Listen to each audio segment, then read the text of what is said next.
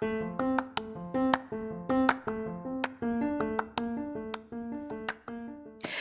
there, and welcome to the daily podcast where wisdom smacks us with kisses or love taps. I'm MichelleSpiva, a wisdom strengthening coach, your host, and practical priestess of wisdom. Mwah. Join us daily to gain wisdom and mental strength as we tackle innovative thinking, address emotional and behavioral life traps, and yes, provide you with some practical how to's to wrap it all up. So settle in or crank up the speed 2x, whatever gets your mental processes firing as we dive in. Stay tuned.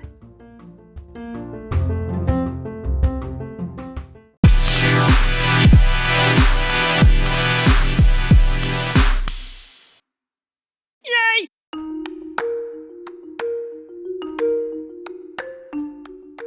Why do you always make things harder than they have to be? It's like you purposefully pick out the stuff that is almost impossible for you to do.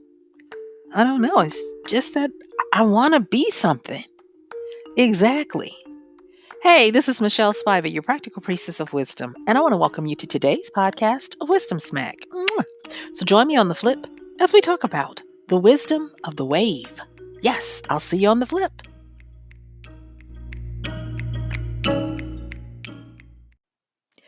All right, so let's get started. Um, with the start of this year, and thank you everyone for listening on New Year's Day yesterday. I really appreciate it. So, at the start of this year, I got some cool stuff. This kind of came out of a conversation that I had with one of my beloved nieces, and we were talking about some goals and some strategies to achieve them. And I started using this example, these metaphors, and she was like, "Anshel, that is so cool. I wish you'd do a podcast." And I was like, okay, I got you. And so I'm now around to the point where I'm ready to release this podcast. And so today we're going to be talking about the wisdom of the wave. But first, I want to give homage to the mountains, to the hilltops, and to those things because they have their place. And let me tell you a quick little something. So in last year, when it was in the season, think it was around May. Excuse me, guys. It was around May, and it was the season for people to start scaling some of the most majestic mountain ranges around the world. And the Mount Everest made headlines. And it made headlines because there was a human traffic jam on top of the mountain range. And Mount Everest has a very narrow passageway to get to the top that doesn't automatically kill you. And so, with this particular mountain, it is where the way you go up is also the way you have to come back down. So it's not necessarily where you go up, you plant your stake, you take your picture, and then you go down a different way. And so it already has a logistics problem. But because it has received so much PR over the years, and it has actually helped the two countries that it exists in.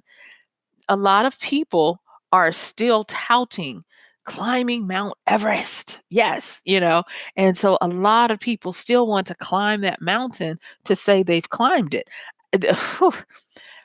John Oliver did a great special on it on HBO. You can catch it on HBO or on YouTube as well, where he posted it, where he does a really good treatise of this whole traffic jam that happened this year. And he talked about how a lot of people were doing it for the clout. They were doing it for the gram. They were doing it because they thought that's how they should be doing it. And thus their inexperience was causing major problems because they would get stuck up there, even with a guide. They'd get up there and then they couldn't get back down as easily because it took different skill sets. And so you had more experienced climbers who were being put in peril because of these inexperienced climbers trying to climb this mountaintop for the clout of it. I have and this is not to bash anyone, but it has been the funniest thing where I see like retired athletes, and the first thing they go and do, they go and climb some mountains so that when they start doing their motivational speaking and stuff. They can say, I climbed this mountain and I climbed this mountain and all of this. And because they climb the mountain, they're looking at you like, ta-da, that makes me great. And I'm shady skeptical. I don't know. But I'm looking at them like, no, it doesn't. It just makes it seem like you did that because you thought that was gonna impress me. No. And I'm like the old preacher. I don't care how high you could jump. I want to see how straight you can walk when you get back down. I'm looking at what are you doing in the everyday? And so y'all forgive me for going off on that little tangent, but there's a lot to be said about mountains, hilltops, molehills, if you will, that we'll talk about today. But there is a great wisdom in understanding the difference between the mountains and the oceans. Okay, so let's just let's just break this down. There is in the United States there is a state that almost half of it is uninhabitable because of mountain ranges. You can't, yeah, you just can't live there. And even with the technology as it is today, they have not figured out a way for Joe Q Public or Susie Q everywhere to be able to live on this land without darn near killing themselves every day trying to get to and from their domiciles. And so a hefty amount, and I'm talking the state that I'm talking about is California. A hefty amount of California on the east side is chock full of mountain ranges. And so most of the people, especially from the north going down to around the LA, Southern California point, most of these people have to live on the west side of that mountain range. So it's between them is a mountain, our mountains, and on the other side is water. And let me tell you a little something about the whole idea of mountains. When you think about it, it is an impressive, powerful, and terrible thing. And so the way mountains are made is when tectonic plates underneath the Earth's surface start to move.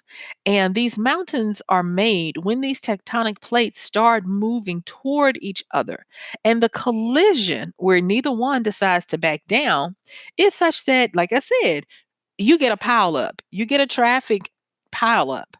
And so it forces the power of these plates refusing to move.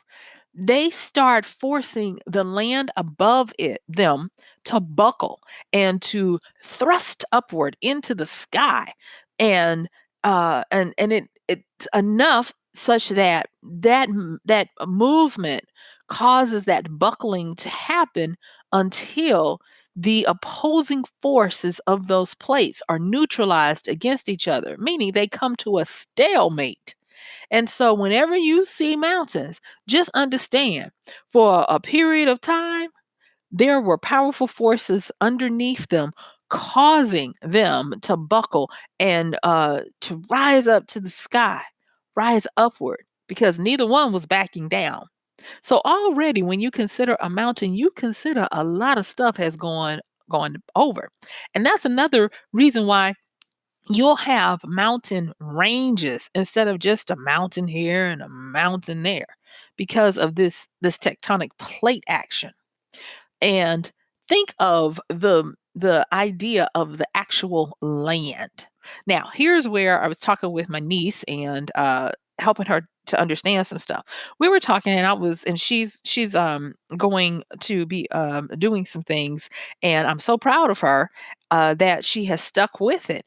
And I was telling her, don't be like me, where I was one of those mountain range kind of people where I bought into it, not externally, not from any kind of marketing, because I'm not saying that I wanted to go and climb Mount Everest. But what I was saying was is that I was trying to really make my molehills my mountains. I was trying to make things harder than they needed to be. I was trying to do things and thinking that if I went up the hard way, that I would prove my worthiness and that I would prove that, see, I deserve this because I climbed this mountain. Ta da!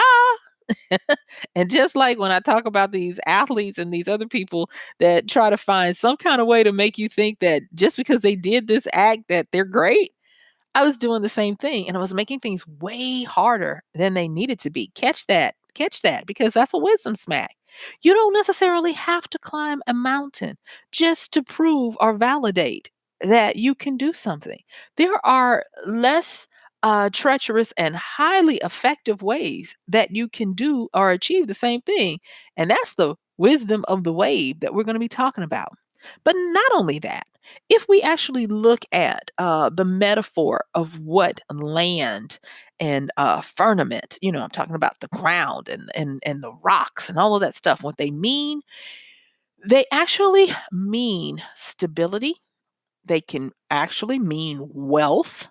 It can mean the tangibles, the practical, the uh, the the part that we can put our hands on, the materials of this world.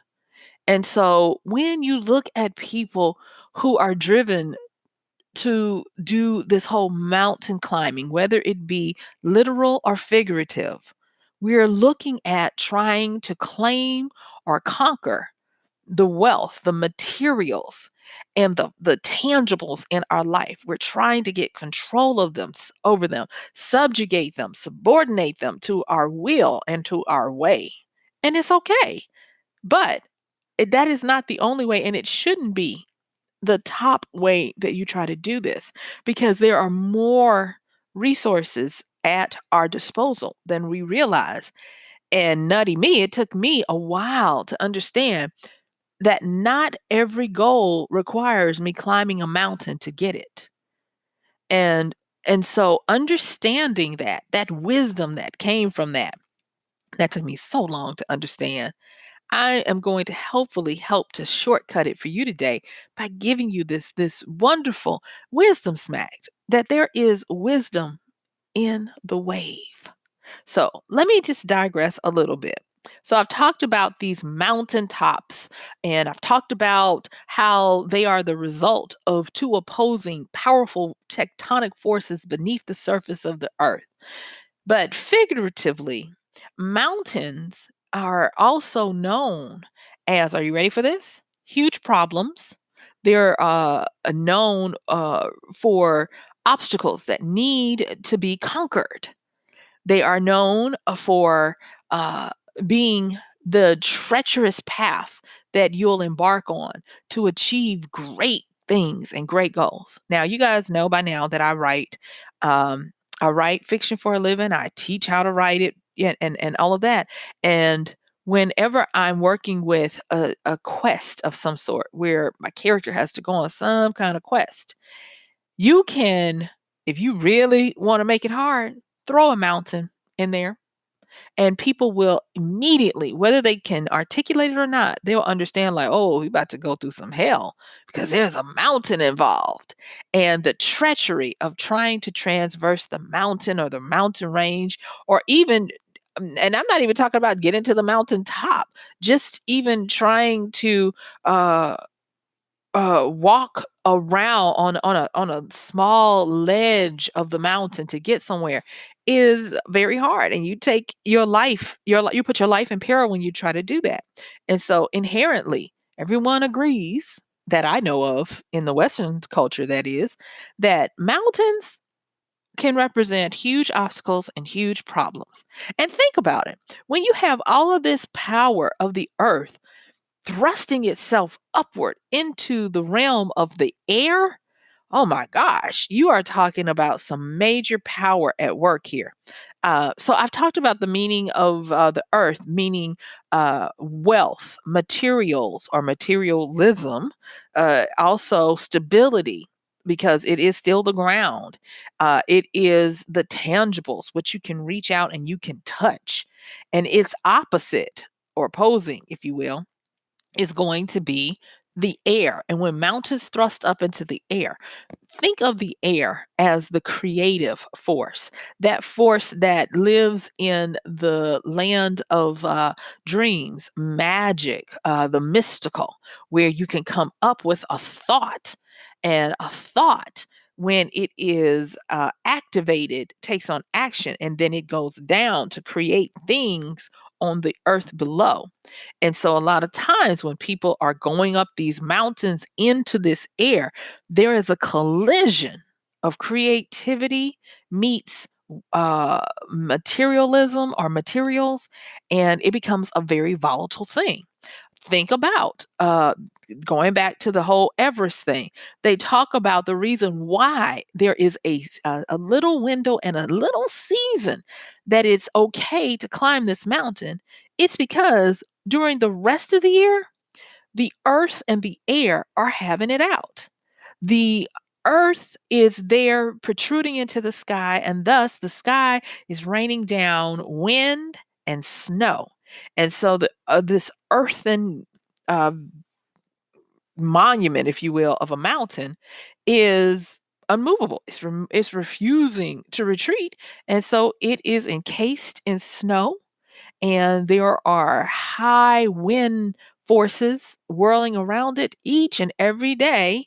And if you know anything about the persistence of air or water, you know that they will wear down something. And so if you've got constant wind assailing these mountains, they're doing their job to break down the mountain a little bit every year, a little bit more.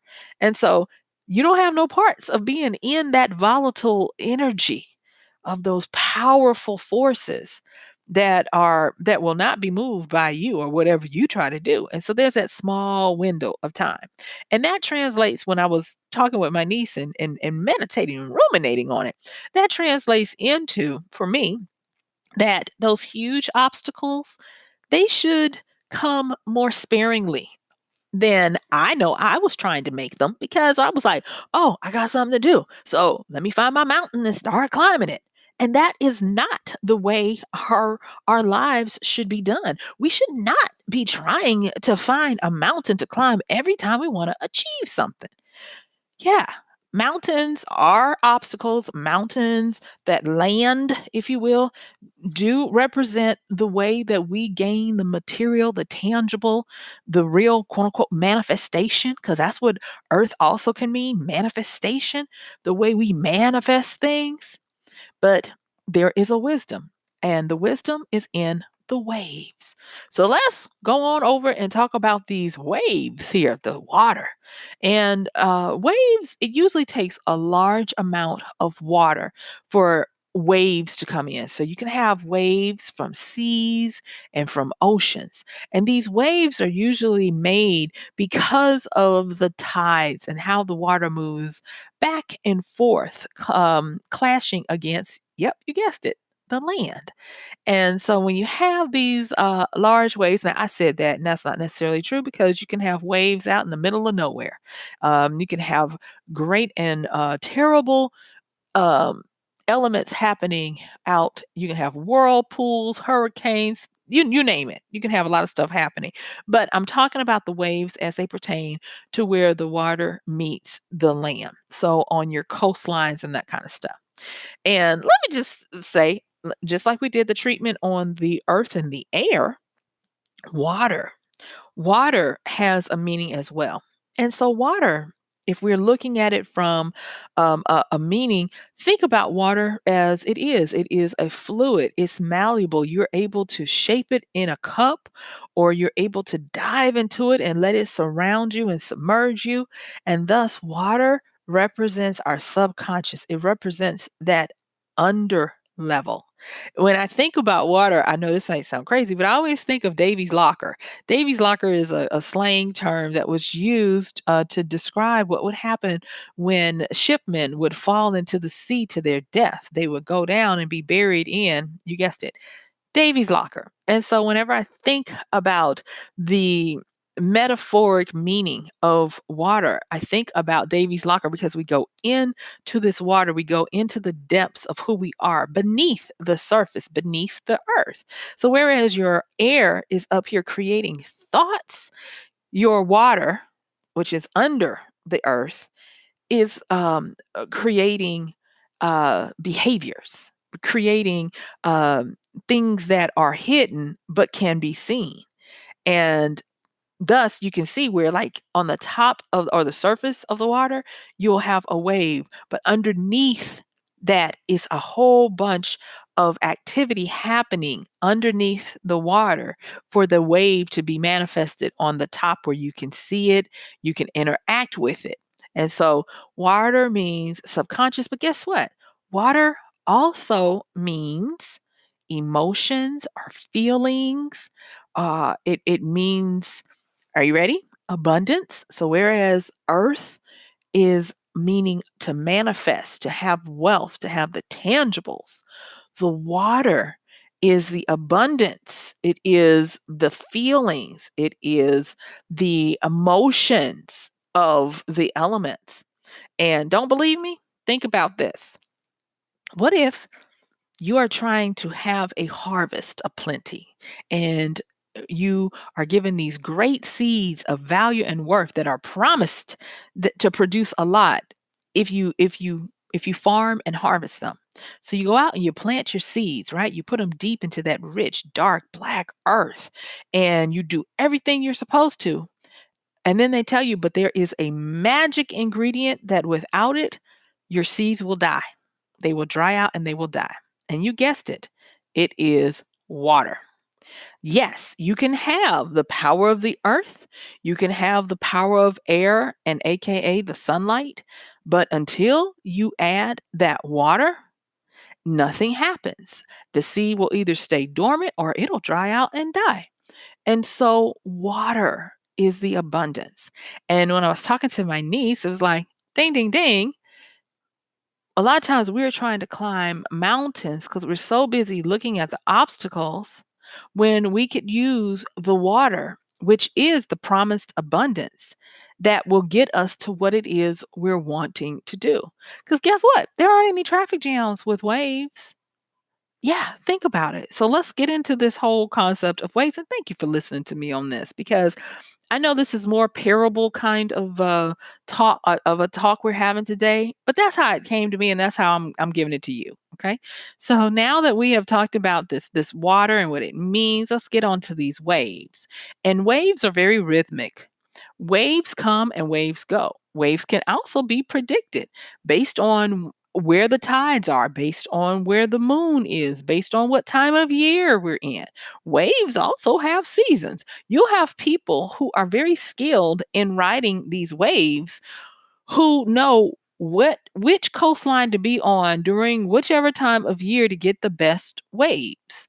And what they do is once they go and they look for these tall waves, they swim out to meet them and then they are able to work with the power of the waves for the waves to move them at a very fast pace back to the shore. And so, just even looking at the process of surfers, people who ride the waves, when you look at that, you're looking at the abundance of water, bringing them back to the earth, and you're looking at the power of abundance. And it's a very spectacular thing. And that's why it's so hypnotic to a lot of people to become surfers and to go by the water because they're drawn to the abundance of it because that's what it represents. And so, the thing that I started gleaning, and it would take me many years to be able to articulate it in a conscious way for myself, but that I usually tended to gravitate towards mountains and wanting to climb mountains. Now, I'm not going to say it's because I'm a Capricorn, sure am not. But I will say that goat perseverance of climbing those mountainsides, yeah, I can definitely see it. Uh, but everything doesn't have to be about tackling these huge obstacles to get to the other side. No, you can ride the wave, but also, now this is the big wisdom smack that I had to learn, is that you can start to create waves. So, in the business side of things, me, being an entrepreneur and those types of things and having to make a living for myself, there are certain key traits that you have to learn. And I'm going to talk a little bit about this in an upcoming podcast on the ways of the entrepreneur. That if you're going to be doing this, these are some shortcuts that you'll need to know. And so, part of the ways of the entrepreneur we've talked about have definitely been problem solving, self starting, momentum, diligence, and consistency, and all that kind of stuff.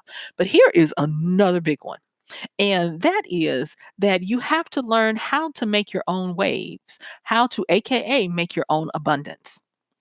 And to be able to generate or make a wave means that you do exactly what the wave requires. And that is, you go into the depths underneath it. You go into being able to manage your emotions as well as others. Yes. You go into collecting that fluid power of movement and of deep thought, deep feeling, of being able to hit where people feel, where people, I call it scratching where people are itching. And when you start to unearth, you see how we're talking about the earth, but then you uncover what is really eating at a person, you're able to create the wave to bring them to a new place or bring yourself to a new place. It is so funny that even in our everyday vernacular of speech, people will say, "Oh, she's over there making waves," or "He's making waves." And whenever you think about someone, quote unquote, making waves, they are doing something in an offense. They are going after something to get it done. And the wondrous thing about these waves is that, unlike you having to use all the power to climb the mountain and overcome the obstacle, you ride the wave, which is doing the work for you. The work that you have to do is just not fall. You get a chance to move fast on the abundance of the water that is bringing you toward the shoreline to be able to do stuff. And so, in these last few minutes that I have with you, um, humor me by just looking at this example. So you have two people. They start out and they both say, they're given this goal. We'll just say we're starting them on um, the coastline in somewhere in California, and in front of them is going to be a mountain ridge, and behind them is the large body of the Pacific Ocean. Okay, got that right. So one of them is like, okay, I'm going to take this. I'm going to go over these mountains. And the other one is like, to heck with that. They look out to the ocean and they get a sailboat. And they're like, I'm gonna ride the waves.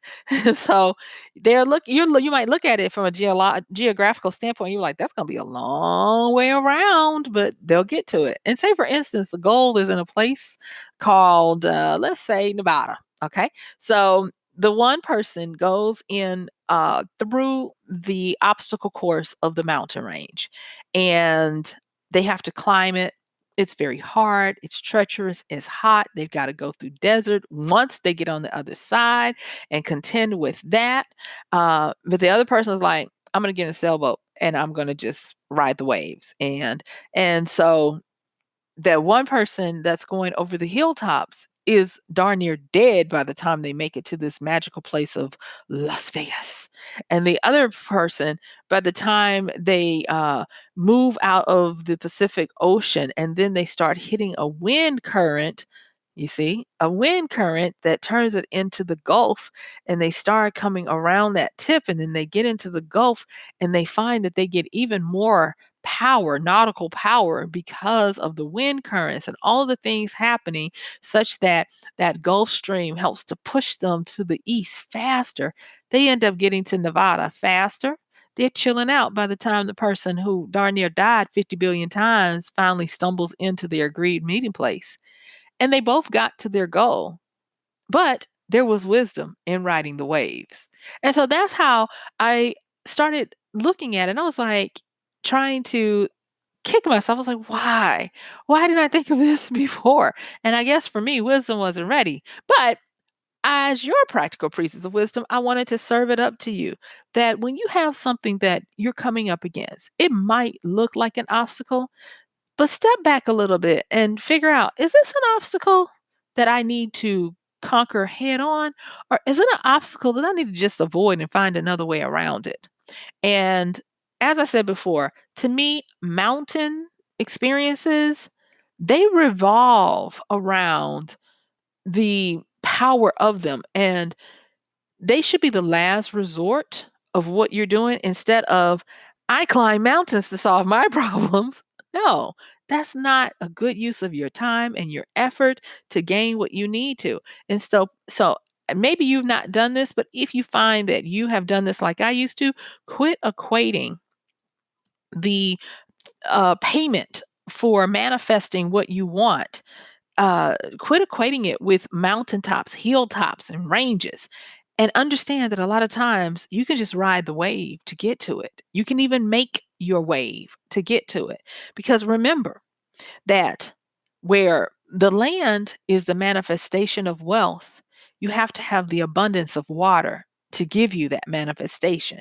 And so please consider using the waves when you can and respecting the mountains and the hillsides and the hilltops so that you're not always putting your life in peril just to achieve what you want and making it unnecessarily hard. There is a wisdom to the waves. And I hope you embrace it. I hope wisdom smacks you real good with it so that you get it down in your soul and you are able to pull it at part, it becomes part of your repertoire that you're able to pull at will when life's obstacles and goals are presented to you. So guess what? Yeah. My time is up. I thank you for yours. This has been Michelle Spiva, your practical priestess of wisdom, with another podcast of Wisdom Smack. Mwah. Please don't forget to check the show notes and utilize all the different ways that you can contact me and support the show, including our Amazon link. And that's going to do it for today. I am going to see you tomorrow. Happy New Year and have a great one. Bye.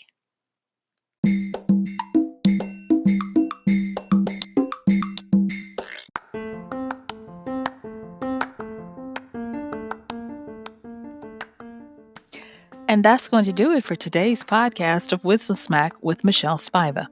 If you like this podcast, please help us get the word out. Like, comment, subscribe, and even share. And if you really like it, please help us continue to get the word out by considering using this show's link for Amazon. So when you want to go to Amazon and you do all of your general shopping, please use MichelleSpiva.com/AMZ. It's simple as that. It doesn't cost you anything extra, and this show might receive a little bit of commission that will go towards helping to further get these episodes out to you and to others. So thank you so much for listening. This has been Michelle Spiva with Wisdom Smack. Bye.